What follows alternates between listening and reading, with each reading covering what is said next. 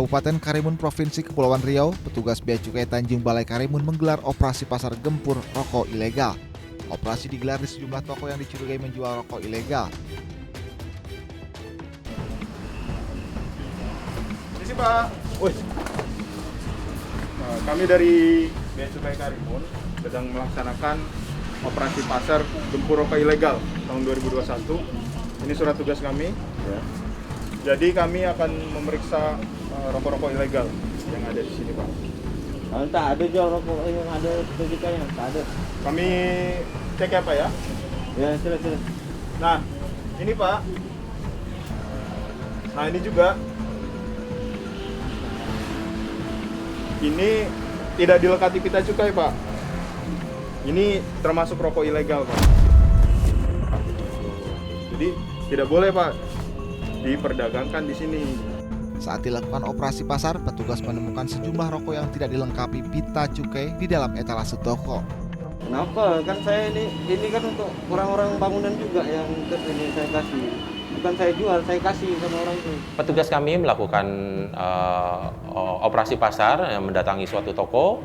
Nah, ketika ditanya, pemilik toko ini bilang tidak melakukan penjualan tentang rokok ilegal. Nah, namun kami temukan pada display rokok yang dijual ada ditemukan beberapa bungkus rokok yang tidak dilekati pita cukai. Maka atas dasar tersebut petugas kami menanyakan lebih jauh kepada pemilik toko bahwa apakah masih ada rokok-rokok yang tidak dilekati pita cukai. Nah, pemilik toko memiliki pengakuan bahwa dia tidak ada. Namun tidak sampai di situ, petugas kami mencurigai bahwa ada yang lebih banyak disimpan oleh pemilik toko. Boleh kami periksa, Pak? Inilah. Iya, Pak. Sananya, Pak. Sananya. Enggak apa-apa, ini kan sini bisa kan misalnya. Oh, Pak, dicek aja, Pak. Iya, ini rokok ada juga semua ini. Tenang, Pak, tenang. Saya coba. Udah lihat nih kan? Iya. Udah lihat kan? Satu-satu, Pak. Biar dilihat satu-satu. Pak, kan sebelah sana nggak kelihatan nih, Pak, dari sini ya. Boleh dibuka yang sebelah sini, Pak? Ada itu.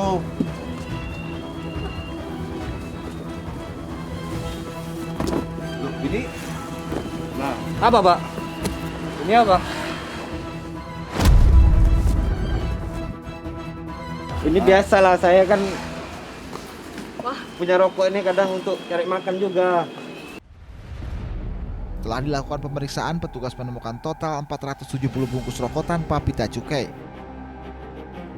Kira-kira kalau misalnya rokok yang nggak ada bandrolnya kayak gini, harganya berapa?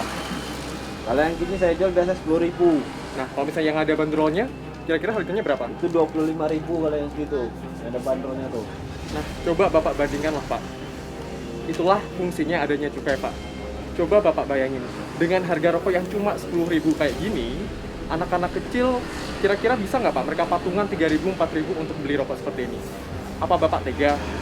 Apa Bapak mau juga anak-anak kecil di sekitar Bapak, atau mungkin, mohon maaf, anak Bapak sendiri misalnya, udah belajar ngerokok sejak dini karena harga mau rokoknya yang sangat murah, Pak?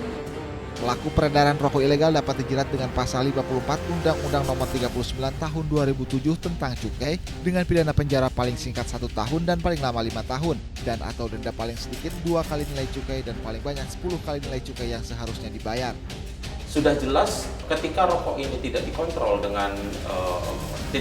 oleh negara, maka pergerakannya lebih membahayakan kepada masyarakat terhadap kesehatan. Secara statistik tentu kita bisa mengetahui dari sisi kesehatan itu sangat merugikan.